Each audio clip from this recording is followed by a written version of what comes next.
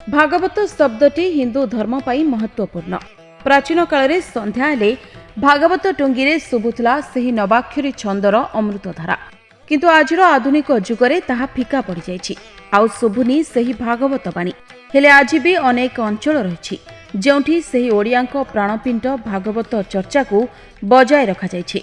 एहुछि जगतसिंहपुर जिला बालिकुदा ब्लॉक संग्रामपुर पंचायतर बुद्धिसाही ग्राम, जोंठी भागवत पारायण जीवित रही।